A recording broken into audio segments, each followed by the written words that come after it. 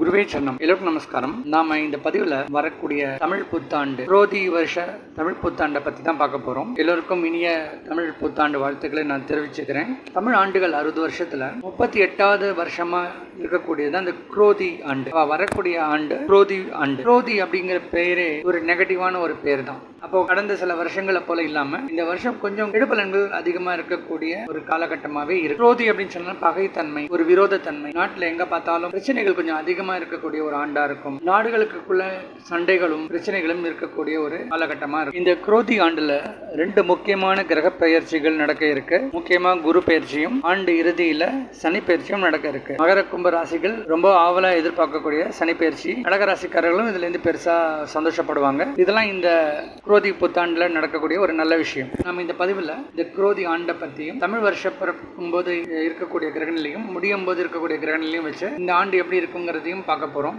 அதே போல ஒவ்வொரு ராசிக்கும் எப்படிப்பட்ட பலன் இருக்கும் இந்த ஆண்டு அப்படிங்கறத நம்ம பார்க்க போறோம். நீங்க இந்த வீடியோ ஸ்கிப் பண்ணாம முழுசா பாருங்க. அப்பதான் உங்களுக்கு நான் சொல்லக்கூடிய பலன்கள்லாம் கொஞ்சம் தெளிவா புரியும். அதே போல நீங்க இந்த சேனலுக்கு புதிய மெம்பர் அப்படின்னா சப்ஸ்கிரைப் பண்ணிக்கோங்க. அப்பதான் நான் வெளியிடக்கூடிய பதிவுகள் உங்களுக்கு உடனுக்குடன் வரும்.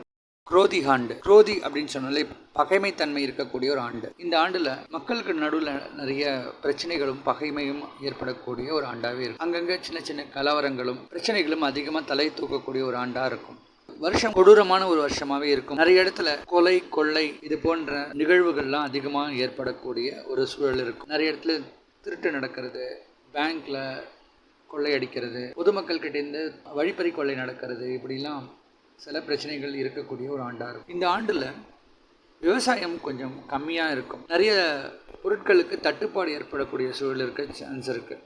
நம்ம தேவைக்கேற்ப ஒரு உற்பத்தி இருக்காது. விளைச்சல் கொஞ்சம் கம்மியாக தான் இருக்கும். சில நேரங்களில் அதிக மழையும், மழை தேவைப்படக்கூடிய நேரங்களில் மழை பெய்யாமல் போகக்கூடிய சூழலும் இருக்குது. இந்த ஆண்டில் பூகம்பம் அதிகமாக இருக்கும்.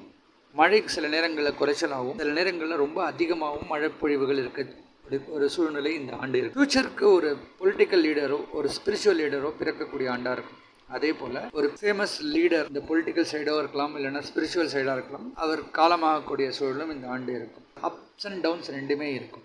அதுபோல் நாட்டில் அங்கங்கே கொலை கொள்ளை அதிகமாக ஏற்பட்டாலும் அதை ரெஸ்ட்ரிக்ட் பண்ணுறதுக்காக நிறைய சட்டங்களும் சட்ட திருத்தங்களும் ஏற்படக்கூடிய அமைப்பும் இந்த ஆண்டு இருக்கும். எஜுகேஷன் சிஸ்டமில் புதிய ரூல்ஸ் கொண்டு வரதுக்கான வாய்ப்புகள் இந்த ஆண்டு இருக்குது. ஸோ ஸ்கூல்ஸ், காலேஜ், யூனிவர்சிட்டிஸ் இதிலெல்லாம் சில பாட திருத்தங்களோ ஒரு சில சேஞ்சஸ் கொண்டு வரதுக்கான வாய்ப்புகள் இருக்கும். ஆர்மி, நேவி இந்த துறைகள்லையும் ஒரு சில சட்ட திருத்தங்கள் ஏற்படுறதுக்கான வாய்ப்புகள் இந்த ஆண்டு இருக்குது. ரைட்ஸ், ஹியூமன் ரைட்ஸ், சொசைட்டியில் இருக்கக்கூடிய ஹியூமன் ரைட்ஸ்க்காகவும் சில திருத்தங்கள் ஏற்படுறதுக்கான வாய்ப்புகள் இருக்குது இந்த ஆண்டு. சோஷியல், கல்ச்சரல் அண்ட் ரிலீஜியன்ஸ் ரிலேட்டடான சில விஷயங்கள்லையும் ஒரு சில சேஞ்சஸ் சட்ட ரீதியாக கொண்டு வரதுக்கான வாய்ப்புகள் இருக்குது. ஒரு சில நாடுகளுக்கு இடையே பிரச்சனைகளும் சண்டைகளும் ஏற்படக்கூடிய சூழல் இருக்குது. அதே போல் நாடுகளுக்குள்ளே இருக்கக்கூடிய சண்டைகளை தீர்த்து வைக்கக்கூடிய சில பீஸ் ரெசல்யூஷன் நடக்கக்கூடிய ஆண்டாகவும் இருக்கும்.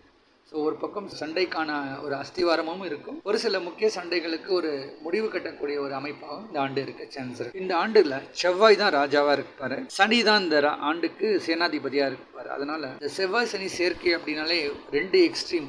ஒன்று ரொம்ப ஸ்லோவாகவும் சில விஷயம் நடக்கும், வேகமாகவும் சில விஷயங்கள் நடக்கும். இது அந்த அடிப்படையில் தான் நாட்டில் சில பிரச்சனைகளும் இருக்கும். அந்த பிரச்சனைக்குள்ள தீர்வும் இந்த ஆண்டு கிடைக்கிறதுக்கான ஒரு சூழல் இருக்கும். அப்போது இந்த ஆண்டை பொறுத்த வரைக்கும் பொதுவாக பார்க்கும்போது அந்த அளவுக்கு ஒரு ஹாப்பியான ஒரு டைம்னு சொல்ல முடியாது. கொஞ்சம் பிரச்சனைகள் உள்ள ஒரு ஆண்டுன்னு தான் சொல்லணும். இப்போ இந்த ஆண்டு துவங்கும் போது இருக்கக்கூடிய கிரக நிலையை பார்க்கலாம்.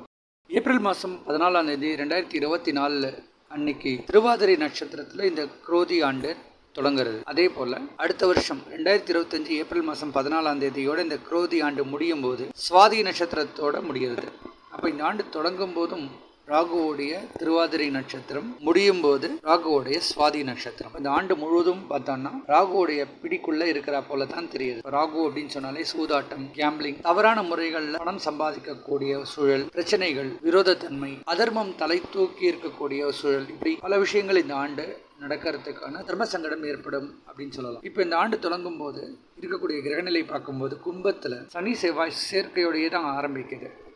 நம்ம ஏற்கனவே பார்த்துருக்கோம். இங்கே செவ்வாய் ராஜாவும் சனி மந்திரியாகவும் இருந்து இந்த ஆண்டுக்கு 2 பேருமே சேர்ந்து ஒரு முதல் நாளே ஒன்றாவே இருக்காங்க. அதுவும் கும்பத்தில் சனியோட வீட்டில் செவ்வாய் இருக்கார். அப்போ அடிக்கடி விபத்துக்கள், தீயால விபத்துக்கள், ஆக்சிடென்ட்ஸ், எர்த்குவேக், நிலம் சம்பந்தப்பட்ட நிறைய பிரச்சனைகள் இதெல்லாம் கண்டிப்பாக இதன் அடிப்படையில் ஏற்படுறதுக்கான ஒரு சூழல் அதிகமாகவே இந்த ஆண்டு இருக்கும். மீனத்தில் பார்க்கும்போது சுக்கிரன், ராகு, புதன் சேர்க்கை இந்த ஆண்டு துவங்கும் போது ஓரளவுக்கு சிறப்பாகவே இருக்குன்னு சொல்லலாம். இப்போ வெளிநாடு தொடர்பு உள்ள இல்லை வர்த்தகம்லாம் நல்ல யோகத்தை கொடுக்க சான்ஸ் இருக்கு. புதன் நீச்சம் பங்கம் அடைகிறதால பிரச்சனைகளை தாண்டி ஒரு நன்மை ஏற்படக்கூடிய சூழலும் இந்த ஆண்டு இருக்க சான்ஸ் இருக்கு. மேஷத்துல சூரியன் உச்சம் பெற்று கூட குரு இந்த ஆண்டு தொடங்கும் போது மிதுன ராசியும் கன்னியில கேதுவும் இருக்கக்கூடிய அமைப்பா இந்த ஆண்டு துவங்கும் போது இருக்கு. அதே போல இந்த குரோதி ஆண்டு முடியும் போது 2025 மீனத்துல நல்ல கிரக சேர்க்கை. அங்க புதன், சுக்கிரன், சனி, ராகு. நாம எதிர்பார்த்த போல சனி பயிற்சி நடந்து சனி கும்பத்திலிருந்து மீனத்துக்கும் போயிடுறாரு. மேஷத்துல சூரியன், குரு பயிற்சியாகி ரிஷபத்திலையும், இந்த காலகட்டத்துல செவ்வாய் நீச்சம் அடைஞ்சும், கடகத்துல அவர் நீச்சம் அடைஞ்சு, கன்னியில கேதுவும், துலாம்ங்கிற இடத்துல சந்திரனும்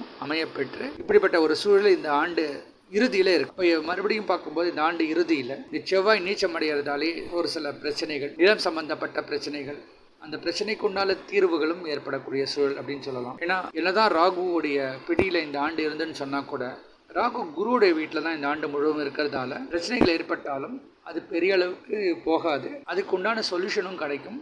எல்லா ப்ராப்ளம்ஸும் கட்டுக்குள்ளே இருக்கக்கூடிய ஒரு சூழல் இருக்கு. அதனால ரொம்ப பயப்படணும்னு அவசியம் கிடையாது. நாம நேர்மையாகவும் நல்ல வழியில் நடந்துக்கிட்டோம் அப்படின்னா இந்த ஆண்டில் பெரிய பிரச்சனைகள் நம்ம சந்திக்க மாட்டோம். இப்போ இந்த குரோதி ஆண்டில் ஒவ்வொரு ராசிக்கும் எப்படிப்பட்ட பலன் இருக்குங்கிறத நாம் பார்க்க போகிறோம். மிதுன ராசி காலபுருஷ தத்துவத்தோட 3வது ராசி மிதுன ராசி. மிதுன ராசிக்கு வரக்கூடிய குரோதி தமிழ் புத்தாண்டில் இதனால் வரைக்கும் லாபஸ்தானத்தில் இருக்கக்கூடிய குரு இனி விரயஸ்தானத்துக்கு வந்து அதிக சுப விரயங்கள் ஏற்படுத்துவார்னு சொல்லலாம்.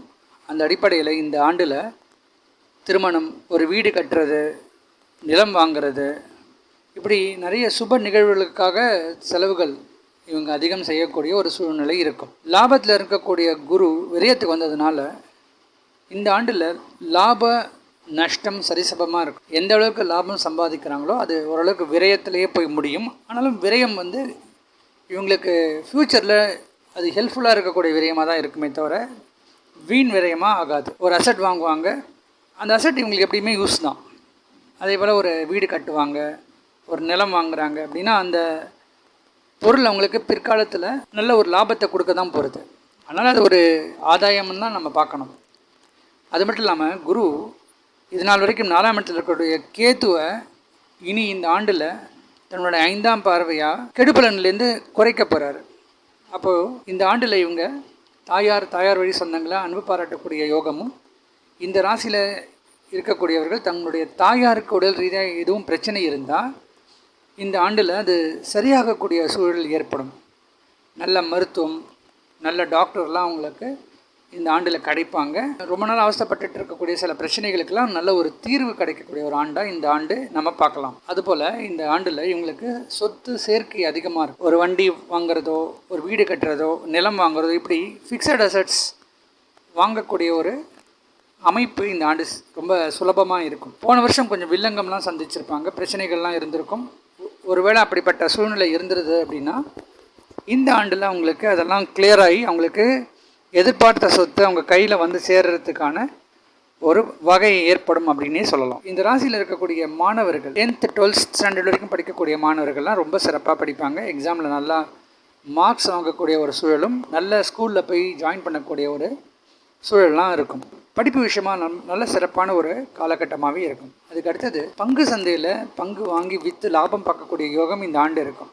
ஸோ யாரெல்லாம் fixed deposits, mutual fund, share மார்க்கெட்லாம் டெபாசிட் பண்ணுறாங்களோ அவங்களுக்கு ஓரளவுக்கு லாபம் பார்க்கக்கூடிய ஒரு ஆண்டாகவே இந்த ஆண்டு இருக்கும். இந்த ராசியில் லாபஸ்தானத்தை சனி பார்க்குறதால லாபம் சில நேரங்களில் எதிர்பார்த்த அளவுக்கு வராது. சம்பளம் கூட சில நேரங்களில் கொஞ்சம் தாமதமாக வரக்கூடிய சூழல் சில பேருக்கு ஏற்படும். முதியவர்களோட சப்போர்ட் கொஞ்சம் கம்மியாக இருக்கும். இப்போ இந்த ராசியில் இருக்கக்கூடியவர்கள் தன்னுடைய மூத்த சகோதரிகள்கிட்ட சில பிரச்சனைகள் இந்த ஆண்டு சந்திக்க நேரிடும். குருவின் பார்வையால் இந்த ராசிக்கு 6ஆம் இடம் ஓரளவுக்கு சுபத்துவம் அடைகிறதால இவங்க வங்கியில் போயிட்டு லோன் அப்ளை பண்ணிங்கன்னா இந்த ஆண்டில் இவங்களுக்கு லோன் கிடைச்சிடும். அதே போல் உடல் ரீதியாக இருக்கக்கூடிய பிரச்சனைகளும் மன ரீதியாக இருக்கக்கூடிய பிரச்சனைகளும் ஓரளவுக்கு சால்வ் ஆகக்கூடிய ஒரு சூழல் இருக்கும். அதே போல் எதிரிகள் இந்த ஆண்டில் இவங்களுக்கு பெருசாக பிரச்சனை கொடுக்க மாட்டாங்க. இப்போ பிஸ்னஸாக இருக்கட்டும், நெய்பர்ஸாக இருந்தால் கூட இவங்களுக்கு பெரிய பிரச்சனைகள் இந்த ஆண்டு இருக்காது.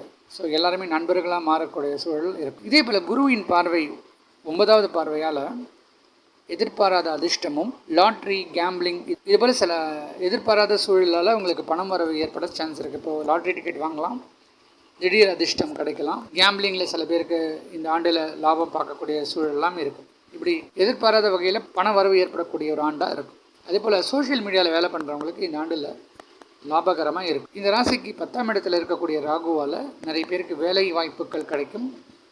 வேலை விஷயமாக வெளிநாடு போகிறதுக்கான வாய்ப்போ இல்லை ஒரு மாநிலம் விட்டு இன்னொரு மாநிலம் போகக்கூடிய வாய்ப்பெல்லாம் சில பேருக்கு ஏற்படும். இந்த ராசியில் வெகு நாளாக வேலை இல்லாதவங்களுக்கு இந்த ஆண்டில் நல்ல வேலை அவங்களுக்கு அமையும் அப்படின்னு சொல்லலாம்.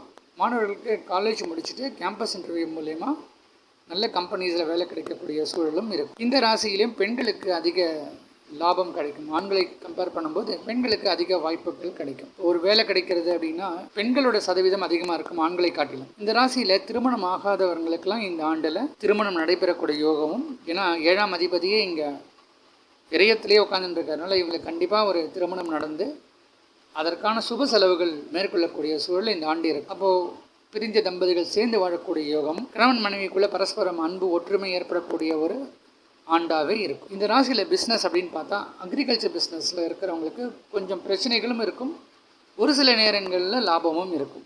லாப நஷ்டம் சரிசமமாக இருக்கும். அதிலும் குறிப்பாக காஃபி, டீ இது போன்ற கல்டிவேஷன் பண்ணுறவங்களுக்கும் தானிய வகைகளை பயிர் பண்ணுறக்கூடியவங்களுக்கும் ஓரளவுக்கு லாபம் கிடைக்கக்கூடிய ஒரு ஆண்டாக இருக்கும். இந்த ராசியில் chartered accountants, cost accountants, consultant, auditors இவங்களுக்கெல்லாம் ஓரளவுக்கு லாபம் கிடைக்கக்கூடிய சூழல் இருக்குது. எஜுகேஷன் இன்ஸ்டியூட் ரன் பண்ணுறவங்க, ஒரு ஃபினான்ஸ் கம்பெனி ரன் பண்ணுறவங்க, சிட் ஃபண்ட்ஸ் ரன் பண்ணுறவங்க இவங்களுக்கெல்லாம் கூட இந்த ஓரளவுக்கு லாபம் கிடைக்கக்கூடிய ஒரு ஆண்டாக இருக்குது. லாபம் கண்டிப்பாக இவங்களுக்கு இருக்கும், ஆனால் உடனே அது ரியலைஸ் ஆகாது. அது ஒரு 1 or 2 months வெயிட் பண்ண வேண்டிய சூழல் இருக்கும். நல்ல பிஸ்னஸ் வளர்ச்சி ஏற்படும், நல்ல லாபமும் கிடைக்கும். ஆனால் என்ன பிரச்சனைனா லாபம் எதிர்பார்த்த நேரத்தில் கைக்கு வராது.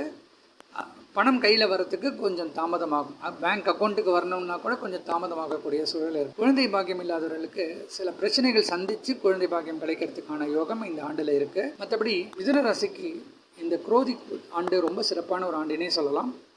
சுமார் 85% வரைக்கும் நல்ல பலனை தரும் அப்படிங்கிறது என்னுடைய கருத்து.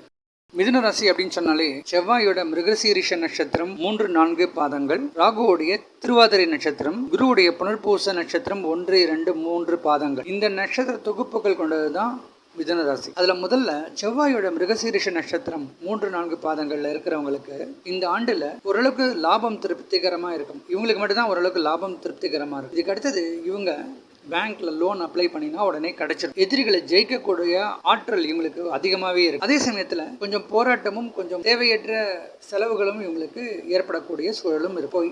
இந்த நட்சத்திரக்காரர்களுக்கு இந்த ஆண்டில் சுமார் 80% வரைக்கும் நல்ல பலன் கிடைக்கிறதுக்கு சான்சஸ் அதிகமாக இருக்குது. இதுக்கடுத்தது ராகுவோடைய திருவாதிரை நட்சத்திரம். இவர்களுக்கு நல்ல வேலை வாய்ப்புகள் இந்த ஆண்டு இருக்கு. வெளிநாடு பயணமும், வேலையிலேயே ப்ரொமோஷன், இன்க்ரிமெண்ட் போன்ற சுப நிகழ்வுகள் இவங்களுக்கு அதிகமாக ஏற்படும். இந்த ராசியில் இந்த நட்சத்திரத்தில் பிறந்த பெண்களுக்கு அதிகமான வேலை வாய்ப்புகள் கிடைக்கும். அதே போல திருமணம் ஆகாதவர்களுக்கு இந்த நட்சத்திரக்காரர்களுக்கு திருமண வாய்ப்புகள் அதிகமாக இருக்கும். அதனால ஏற்படக்கூடிய சுப செலவுகளும் அதிகமாக இருக்கும். இவங்களுக்கு சுமார் 85% வரைக்கும் நல்ல பலனை கொடுக்கும் அப்படிங்க என்னுடைய கருத்து. இதுக்கடுத்தது குருவுடைய நட்சத்திரமான புனர்பூச நட்சத்திரம் 1, 2, 3 பாதங்களுக்கு சுபவிரயங்கள் அதிகமாக ஏற்படும்.